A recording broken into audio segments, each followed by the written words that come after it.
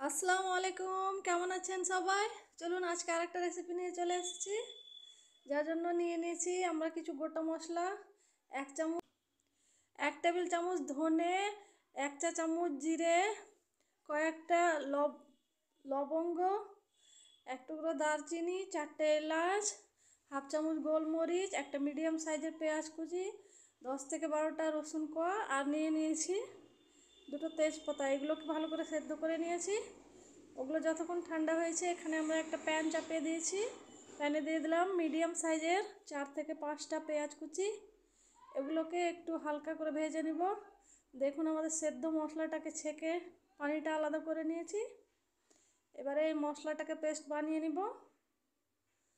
আমাদের পেঁয়াজটাও হালকা করে ভাজা হয়ে গেছে। এখন আমরা এই পেঁয়াজটাকে ঠান্ডা করে এটারও একটা পেস্ট বানিয়ে নিব। পেঁয়াজটাকে আমরা তুলে নিচ্ছি। দেখুন পেঁয়াজটা আমাদের আলাদা হয়ে গেছে। যে গোটা মশলাগুলো সেদ্ধ করে রেখেছি ওগুলো আমাদের পেস্ট বানানো হয়ে গেছে। এখন এই তেলটাতেই চিকেনটাকে একটু ভেজে নিব হালকা করে। এখানে প্রায় 750 গ্রাম চিকেন নিয়েছি। চিকেনগুলোকে ভাজা হয়ে গেছে, হালকা করে ভেজে নিয়েছি। এখন তুলে রেখে দেবো। দেখুন আমাদের চিকেনটা তোলা হয়ে গেছে। এখন দিয়ে দিচ্ছি একটা মিডিয়াম সাইজের টমেটো পেস্টটাকে একটু ভেজে নিব।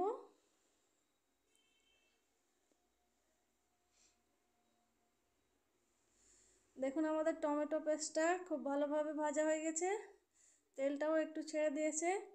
এখন আমরা দিয়ে দিব সেই মশলা বাটাটা যেটা আমরা সেদ্ধ করে রেখেছিলাম। পেঁয়াজটা আমরা ভেজে সেদ্ধ করেছিলাম ওই পেঁয়াজ বাটাটা দিয়ে দিলাম। আর দিয়ে দিলাম মিক্সিটা ধুয়ে একটু পানি, যেন মশলাটা লেগে না যায়। এখন আমরা এই মশলাগুলোকে ভালো করে 2 থেকে 3 মিনিট নেড়ে নিয়েছি। দেখুন আমাদের মশলাটা তেল ছেড়ে দিয়েছে। এখন দিয়ে দিচ্ছি 1 টেবিল চামচ আদা রসুন ও কাঁচা লঙ্কা বাটা। এই বাটা মশলা দিয়ে আবারও কিছুক্ষণ নাড়িয়ে নিব। এরপরে দিয়ে দিচ্ছি সেই সেদ্ধ মশলাটার পেস্ট। এই পেস্ট দিয়ে আবারও একটু নাড়িয়ে নিব। দিয়ে দিলাম 1 চা চামচ পানি, যেন এই মশলাগুলো লেগে না যায়। দেখুন আমাদের মশলাটা খুব ভালোভাবে ভাজা হয়ে গেছে। এখন দিয়ে দিলাম স্বাদ মতো নুন, আর দিয়ে দিলাম 1 চা চামচ হলুদ গুঁড়ো, দিয়ে দিলাম 1 চা চামচ জিরে গুঁড়ো, দিয়ে দিলাম 1 চা চামচ কাশ্মীরি লঙ্কার গুঁড়ো, আর দিয়ে দিলাম 1/2 চা চামচ লঙ্কার গুঁড়ো। সমস্ত গুঁড়ো মশলা দিয়ে আবারও একটু নাড়িয়ে নিব।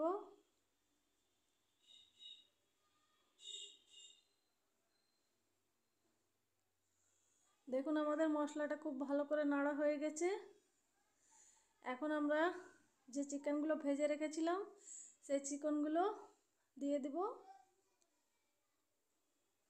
চিকেন দিয়ে আবারও কিছুক্ষণ ভালো করে কষিয়ে নেব, যতক্ষণ না আমাদের চিকেন থেকে তেলটা আলাদা হয়ে যায়।